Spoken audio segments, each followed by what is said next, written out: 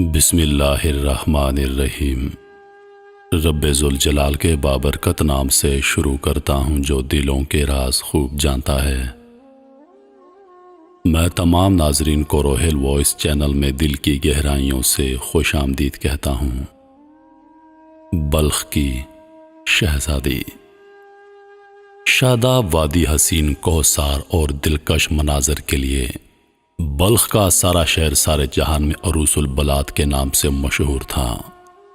موسم گرما میں دور دراز خطوں سے سیاحوں کے قافلے رواں دواں چلے آتے اور اچانک شہر کی رونق میں اضافہ ہو جاتا تھا۔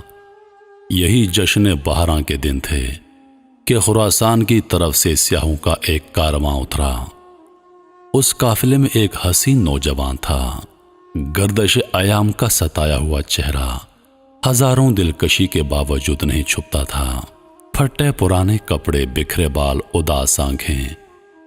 بہار کا موسم گزر جانے کے بعد سیاحوں کے تمام قافلے اپنے اپنے مسکن کی طرف واپس لوٹ گئے، لیکن نوجوان بلخ کی خوشگوار شام و سحر سے کچھ ایسا مانوس ہوا کہ یہیں پر سکونت اختیار کر لی۔ شاہی باغ کے قریب جھاڑیوں کے کنج میں اس نے کٹیا بنا لی اور وہیں پر رہنے لگا۔ دن بھر وہ شہر کا گشت کرتا اور شام سے پہلے اپنی کٹیا میں لوٹا تھا۔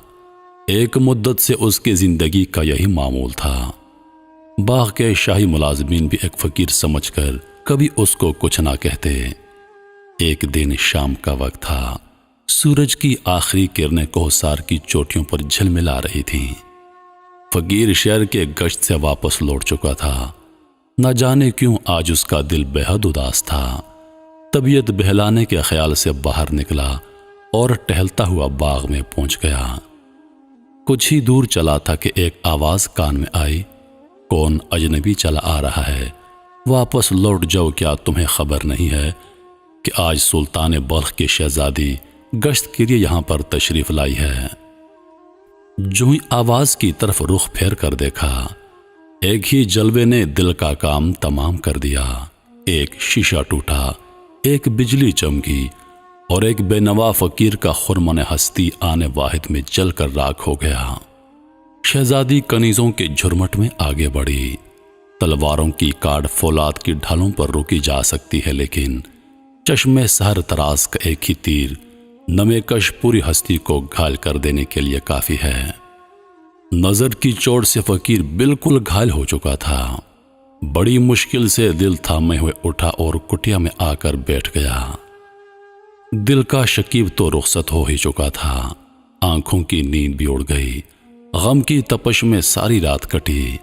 آہستہ آہستہ عشق کی چنگاری دل کے قریب سلگتی رہی۔ شوق کا اضطراب بڑھتا گیا، یہاں تک کہ ایک زخمی پنچھی کی طرح فقیر کی زندگی ایک دردناک آزار کا شکار ہو گئی۔ کبھی کبھی مکمل سکوت، کبھی باد صبا سے ہم کلامی، کبھی مناجات سحرگاہی، ویرانے سے انس، تنہائی سے پیار، بیک وقت زندگی کا عجیب حال ہو کر رہ گیا۔ اسی عالم کر میں کئی مہینے بیت گئے۔ رفتہ رفتہ جوش جنون کا بڑھتا ہوا طوفان تھمنے لگا۔ بالآخر کچھ عرصے کے بعد دل کی تپش ایک محسوس حالت پر آ کر رک گئی۔ اب فقیر پر مدہوشی کا وہ عالم نہیں تھا۔ اب ایک حوصلہ مند مسافر کی طرح عشق نے ہاتھوں میں چراغ دے دیا تھا اور آرزو کے شوق نے منزل کی طرف بڑھنے کی ہمت پیدا کر دی۔ حسب معمول سلطان بلخ کا دربار لگا ہوا تھا۔ فریادیوں کے مقدمات کی سماعت شروع ہو چکی تھی۔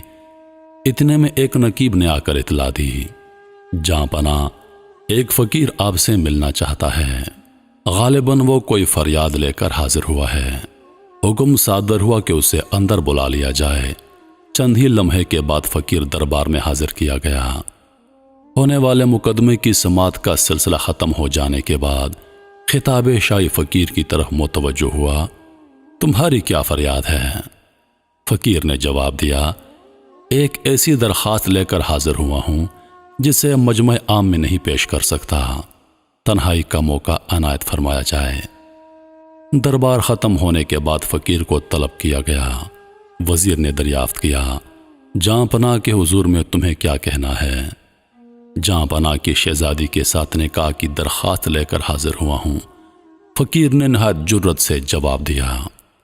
اب فقیر کی زبان کا یہ جملہ ختم نہ ہونے پایا تھا کہ فرط غضب میں وزیر کی آنکھوں سے چنگاریاں اڑنے لگیں۔ بھرپور برہمی کے انداز میں کانپتے ہوئے کہا، حرم شاہی کے ساتھ فقیر کی نہایت توہین آمیز جسارت ہے۔ تمہیں اپنی حیثیت کا اندازہ لگانا چاہیے تھا۔ اس ناقابل برداشت گستاخی کی تمہیں سزا ملنی چاہیے۔ سلطان نے وزیر کو خاموش کرتے ہوئے کہا، یہ مجرم نہیں ہے، اسلام کا بخشا ہوا حق استعمال کر رہا ہے۔ پیغام نکاح کے لیے اسلام میں شاہ و گدا، امیر و غریب اور چھوٹے بڑے کا کوئی امتیاز نہیں ہے۔ اس کی درخواست کا جواب تازیانوں کی دھمکی سے نہیں دیا جا سکتا۔ اسے کہہ دیا جائے کہ وہ اپنا جواب حاصل کرنے کے لیے 1 ہفتے کے بعد آ جائے۔ یہ جواب سن کر پیشانی میں امید کی تابانی کے لیے فقیر دربار شاہی سے واپس لوٹا۔ دل مبتلا کے لیے 1 ہفتے کی مدت صبح قیامت کی طرح طویل ہو گئی۔ بڑی مشکل سے انتظار کے دن کٹے۔ اس درمیان میں بادشاہ نے وزیر کو اپنی منشا سے آگاہ کر دیا تھا کہ صاف انکار کے بجائے اس نے تدبیر سے فقیر کو ٹالا جائے، یا پھر کوئی ایسی کڑی شرط رکھی جائے جس کو پورا کرنا قریب قریب ناممکن ہو۔ جب 7ویں دن فقیر دربار میں حاضر ہوا تو وزیر نے نہایت خندہ پیشانی سے اس کا خیر مقدم کیا، اعزاز کے ساتھ بٹھایا اور مہر و شرافت کی زبان میں فقیر سے مخاطب ہوا۔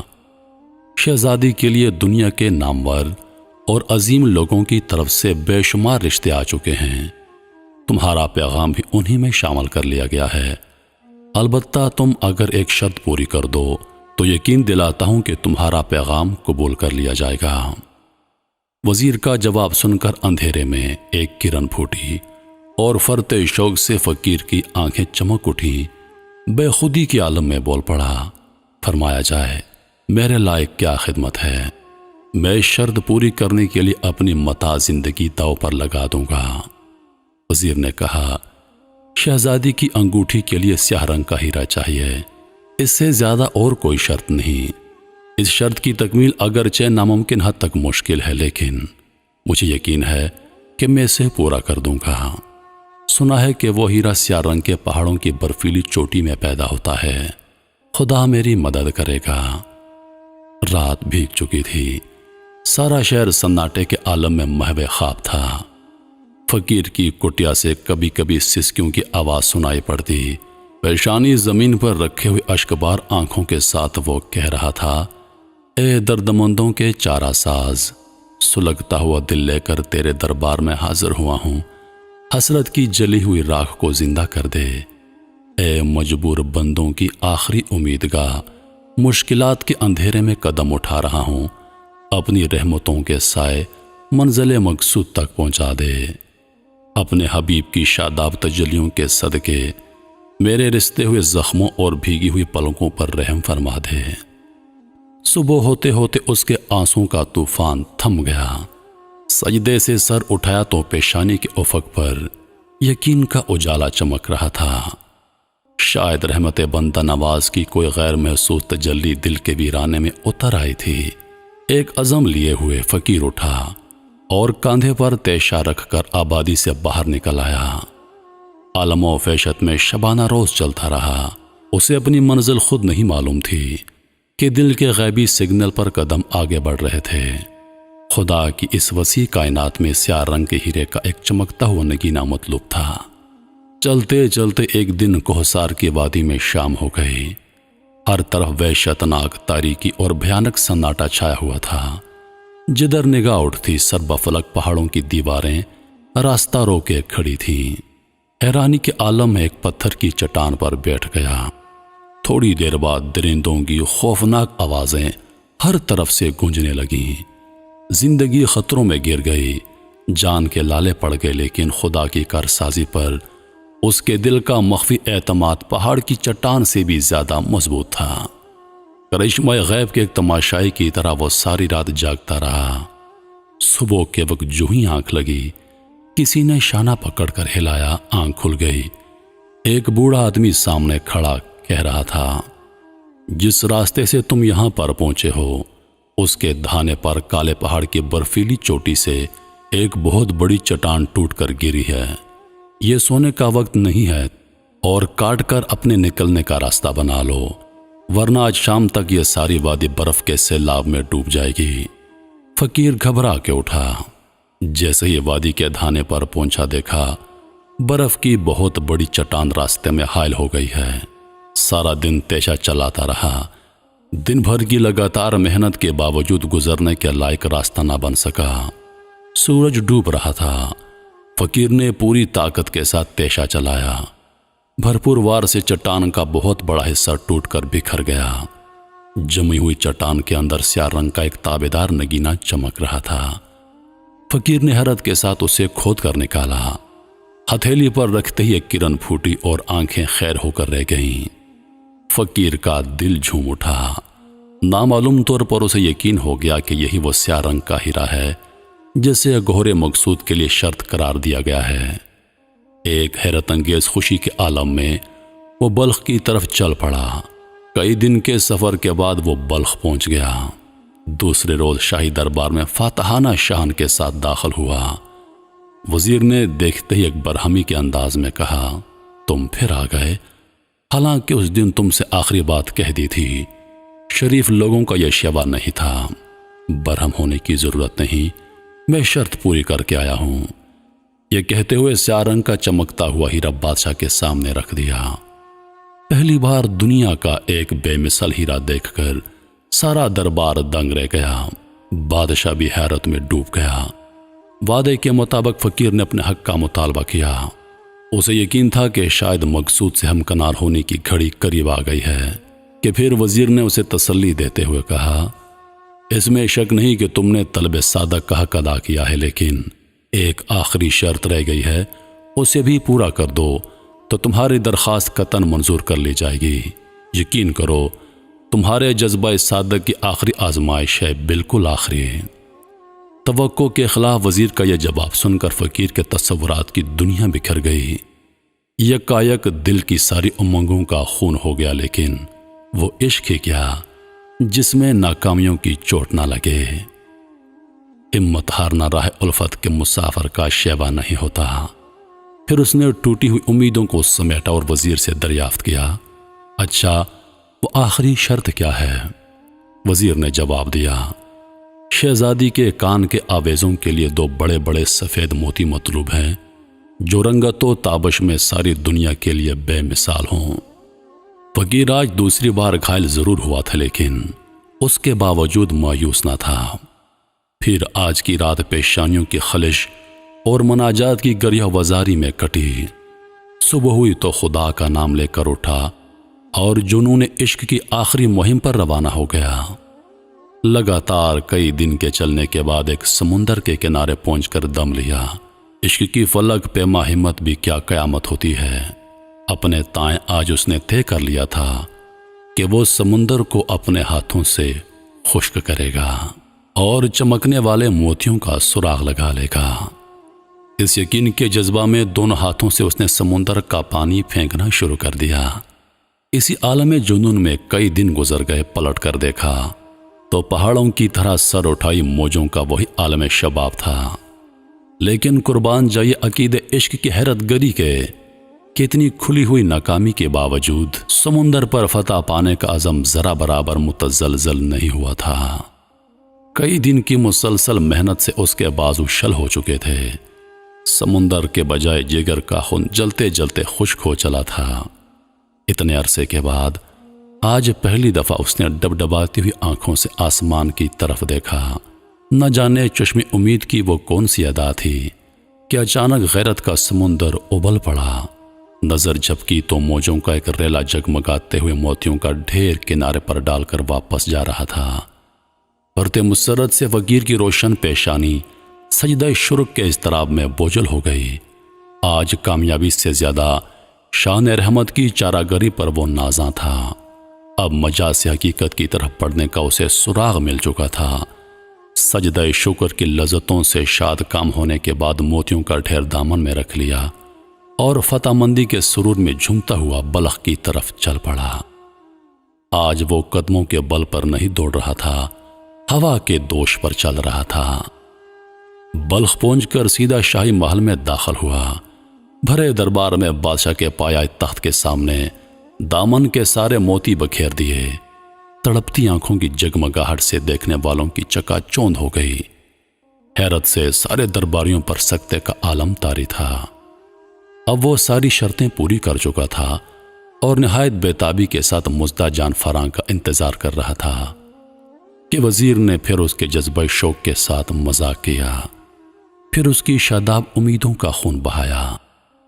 وزیر نے کہا، تم نے ساری شرطیں پوری کر دی، لیکن ذرا غور کرو، ایک گمنام فقیر اور ایک معزز شہزادی کے درمیان کتنا بڑا فرق ہے۔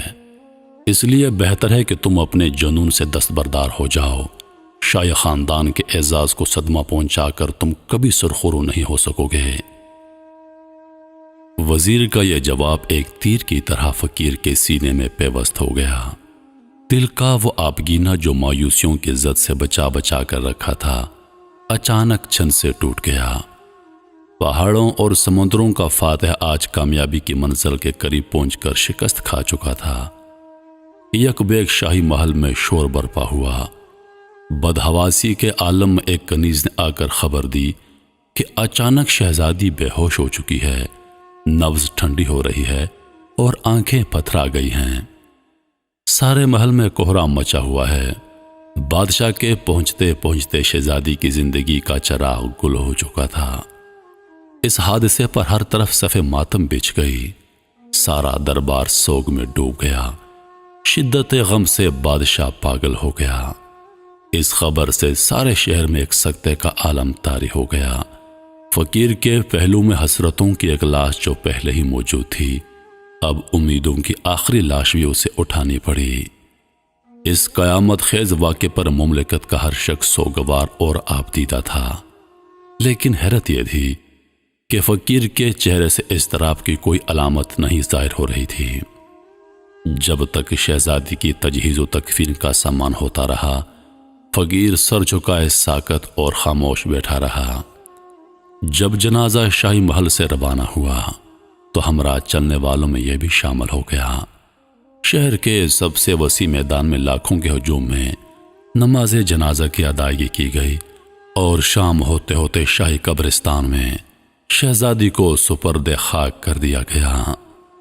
افسوس کے ناز و ادا اور جمال و زیبائی کا ایک گل رانا آج کئی من مٹی کے نیچے دبا دیا گیا۔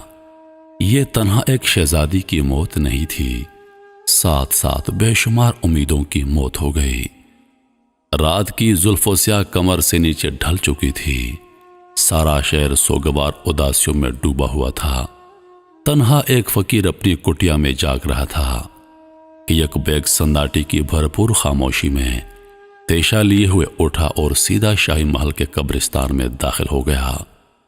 تاج عشق نے اسے بے انتہا حوصلہ مند بنا دیا تھا۔ آستین چڑھاتے ہوئے آج وہ موت سے لڑنے آیا تھا۔ اپنے جنون پر یقین کے سہارے آج اسے تقدیر کا فیصلہ بدلوانا تھا۔ سب سے پہلے گھٹنا ٹیک کر اس نے شہزادی کے مدفن کی خاک کا بوسہ لیا۔ اس کے بعد جلد از جلد قبر کی مٹی ہٹائی۔ چونکہ قبر بالکل تازہ تھی، اس لیے جلد ہی تختے تک پہنچ گیا۔ چند تختے کھولنے کے بعد جو ہی کفن کا آنچل نظر آیا، اس کے ضبط کا پیمانہ چھلک اٹھا۔ بے اختیار قبر کے اندر اتر پڑا اور عشق کی بخشی ہوئی ہمتوں کے سہارے ناش کو باہر نکالا، کاندھے پر رکھا اور تیز تیز ویران جھاڑیوں سے گزرتا ہوا کٹیا میں آ کر بیٹھ گیا۔ کاندھے سے ناش اتار کر انتہائی حفاظت اور احترام کے ساتھ ایک گوشے میں لٹا دیا۔ اب عشق کا فرشتہ ایک ٹھنڈی لاش کے اندر زندگی کی تپش واپس لانے کے لیے آسمان کی طرف مائل پرواز تھا۔ آنسوؤں میں نہائی دعا جو ہی عرش سے ٹکرائی، اچانک کٹیا کے دروازے پر کسی کے قدموں کی آہٹ محسوس ہوئی۔ آنے والا اپنی باز و قطع سے کوئی طبیب معلوم ہو رہا تھا۔ سر پر دواؤں کا بوجھ لادے ہوئے اس کے ہمراہ ایک ملازم بھی تھا۔ کٹیا کے اندر داخل ہوتے ہی طبیب نے شہزادی کا کفن اٹھایا، نبض پر ہاتھ رکھا اور فقیر کو آواز دی، وقت کی قیمتی مہلت ضائع مت کرو، زندگی کی واپسی کی توقع گھڑی دو گھڑی کے مہمان ہے۔ شہزادی کی موت نہیں ہوئی، سکتے کی حالت طاری ہے۔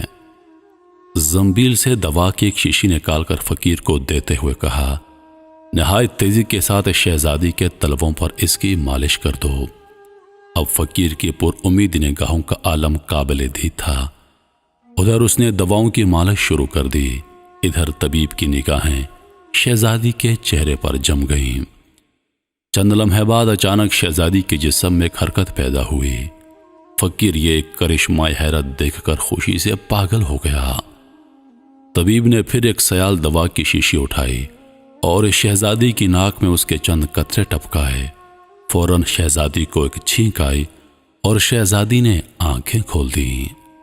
اچانک ایک اجنبی ماحول میں اپنے آپ کو دیکھ کر شہزادی حیران رہ گئی۔ کفن کے آنچل سے منہ ڈھانپتے ہوئے کہا، میں اس وقت کہاں ہوں؟ میرے ساتھ کیا واقعہ پیش آیا تھا؟ جلدی بتاؤ، دماغ پاگل ہو رہا ہے۔ فقیر نے اپنے جذبات پر قابو پاتے ہوئے جواب دیا، کسی بات کا اندیشہ نہ فرمائیے، آپ اس وقت ایک محفوظ پناہ گاہ میں ہیں۔ اور اس کے بعد تفصیل وار شروع سے آخر تک سارا واقعہ بیان کر دیا۔ وہ بیان کرتا رہا اور شہزادی حیرت میں ڈوبی سنتی رہی۔ سارا ماجرا سن لینے کے بعد شہزادی کو عشق صادق کی حمایت میں قدرت کی کار فرمائی کا یقین آ گیا۔ لجاتی ہوئی آواز میں وہ مشکل تمامی الفاظ منہ سے نکل سکے۔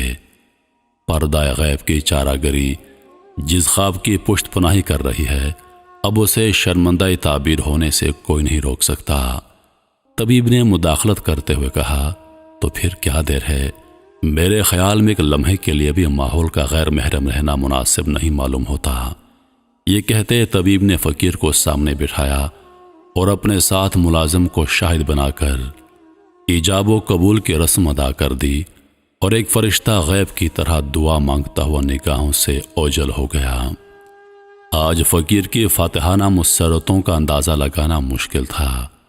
خوشی کے آنسوں سے آنکھیں بھری ہوئی تھیں اور بار بار زبان سے یہ الفاظ مچل رہے تھے، خداوند تیری شان بندہ نوازی پہ قربان، یہی میں شفایاب بھی ہو گیا ہوں۔ سچ فرمایا تیرے رسول محترم نے کہ تیرے کرم پر بھروسہ کرنے والے کبھی نامراد نہیں ہوتے۔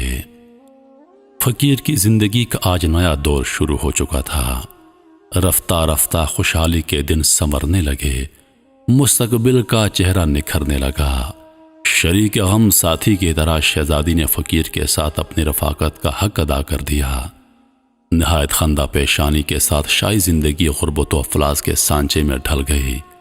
کسی حال میں بھی پیشانی پر بل نہ آیا۔ کئی سال گزر گئے، لیکن شہزادی نے اپنے دوبارہ جی اٹھنے کے راز سے کسی کو باخبر ہونے نہیں دیا۔ فقیر کی جھونپڑی سے شاہی محل کا فاصلہ کچھ زیادہ دور نہیں تھا۔ اسے یقین تھا کہ وہ صرف فقیر کے لیے زندہ کی گئی ہے، اس لیے زندگی کا دائرہ عام و وسیع نہیں کرنا چاہتی تھی۔ خاندان کی لاڈلی بیٹی کے انتقال کے بعد شاہی محل پر ہمیشہ کے لیے غم چھا گیا۔ دربار کی رونقیں سرد پڑ گئیں۔ بیٹی کے غم میں بادشاہ کی زندگی مرجھائے پھول کی طرح ہو چکی تھی۔ اب وہ نہ چہل پہل تھی اور نہ وہ شاہانہ کروفر کا اہتمام تھا۔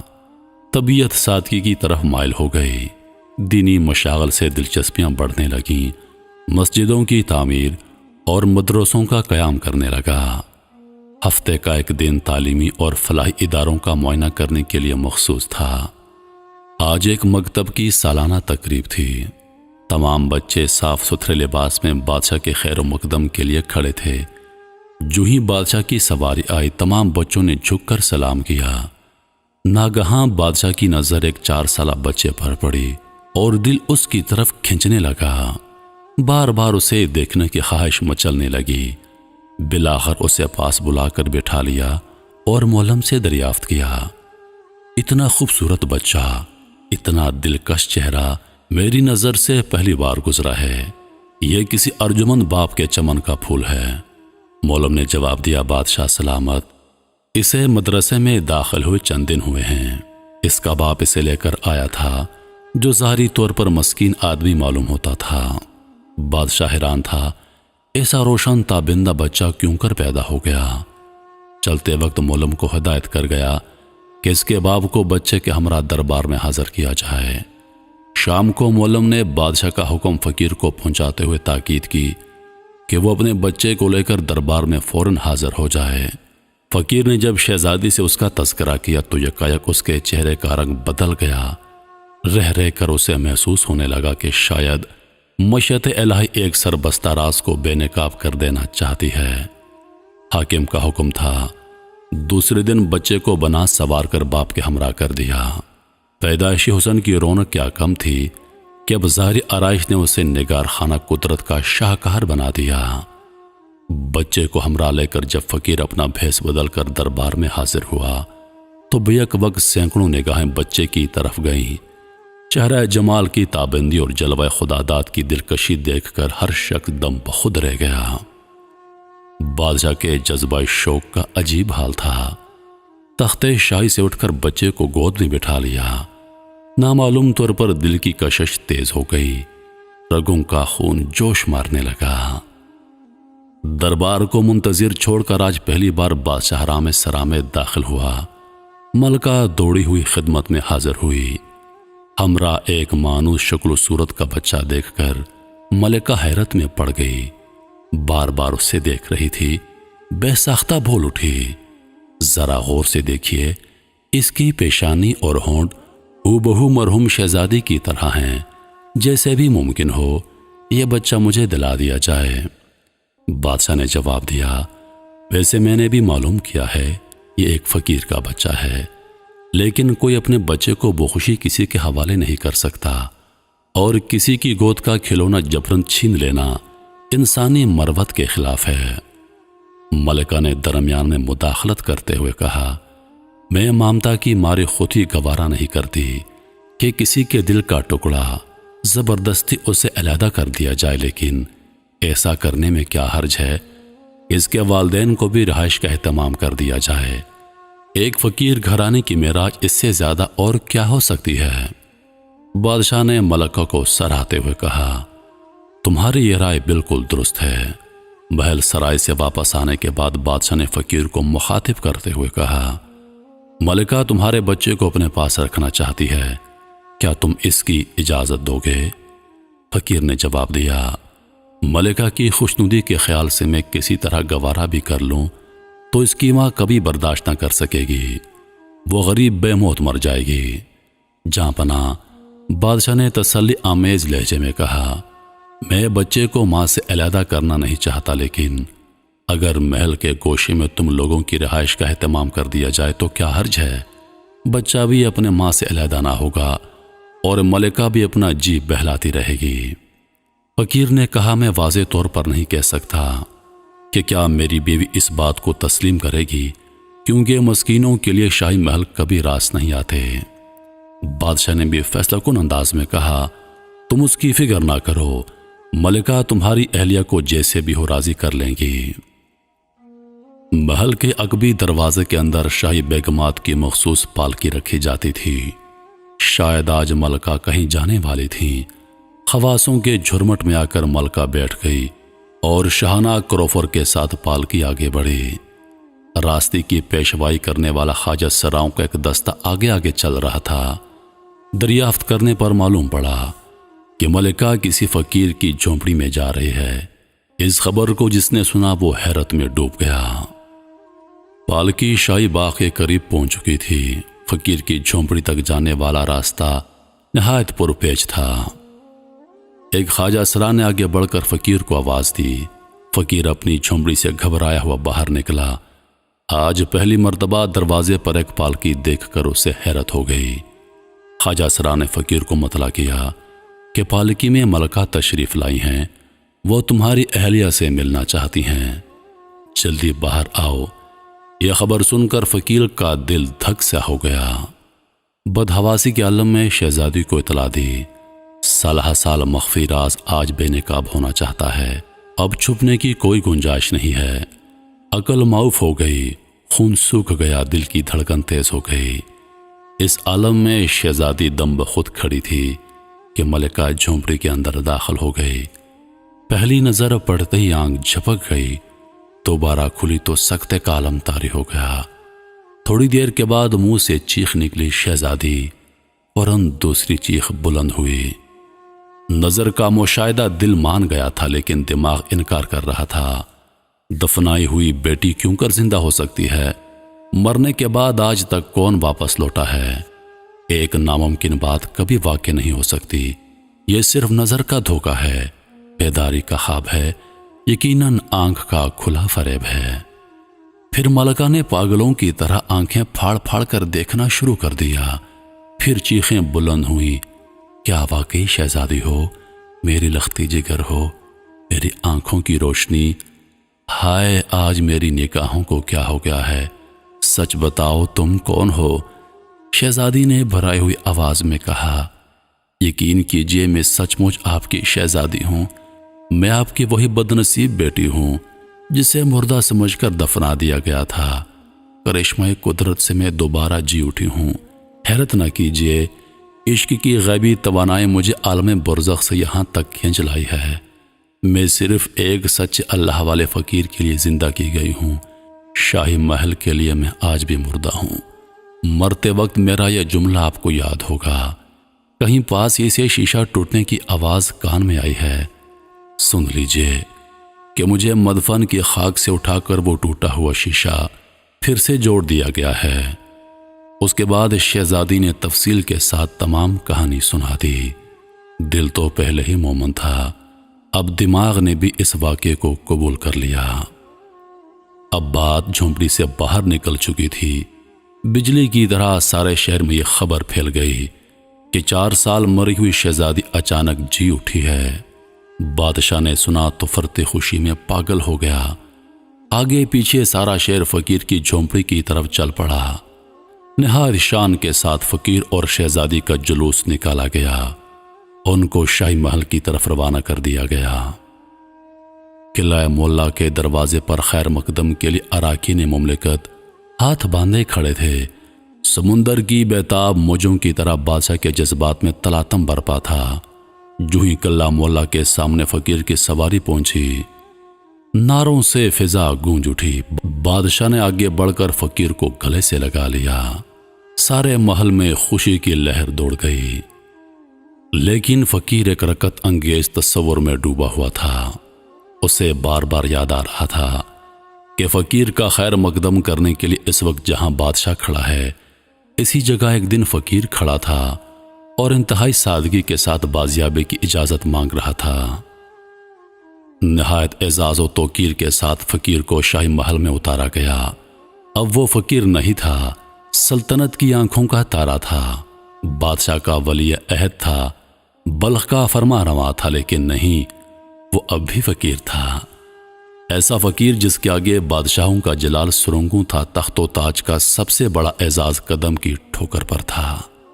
تاریخ ولایت میں فقیر کا نام حضرت ابراہیم بن ادھم رحمت اللہ علیہ ہے۔ محترم ناظرین، کہانی کا سبق یہ ہے کہ جب اللہ پر بھروسہ مضبوط ہو، جب اپنے اللہ پر یقین پختہ ہو، تو سمندر بھی راستہ دے دیا کرتا ہے، مردے بھی اللہ پاک زندہ کر دیتا ہے، آگ بھی ٹھنڈی پڑ جاتی ہے، پہاڑ بھی راستہ دے دیتا ہے، اور ایسے ایسے واقعات رونما ہو جاتے ہیں جن کو عقل نہیں مانتی۔ بس اپنے اللہ پر بھروسہ کیجئے، اپنے اللہ پر یقین کیجئے، وہ ہر مشکل سے آپ کے لیے راستہ نکالے گا۔ وہ ایسے ایسے واقعات آپ کی زندگی میں رونما کرے گا کہ عقل نہیں مانے گی۔ جیسے بھی حالات ہوں، مشکل ہو، سختی ہو، پریشانی ہو، بس اپنے پروردگار پر یقین کیجئے، وہ آپ کے لیے بہترین راستہ نکالے گا۔ کبھی مایوس مت ہوئیے، کیونکہ اللہ فرماتا ہے کہ مایوسی گناہ ہے۔ انہی لفظوں کے ساتھ میں اجازت چاہوں گا، اس امید کے ساتھ کہ سانسوں نے وفا کی تو اگلی بار ایک اور ویڈیو لے کر آپ کی خدمت میں حاضر ہوں گا۔ تب تک کے لیے خدا حافظ۔ اللہ پاک آپ سب کا حافظ و نگہبان۔ ہنستے رہیے اور ہمیشہ مسکراتے رہیے۔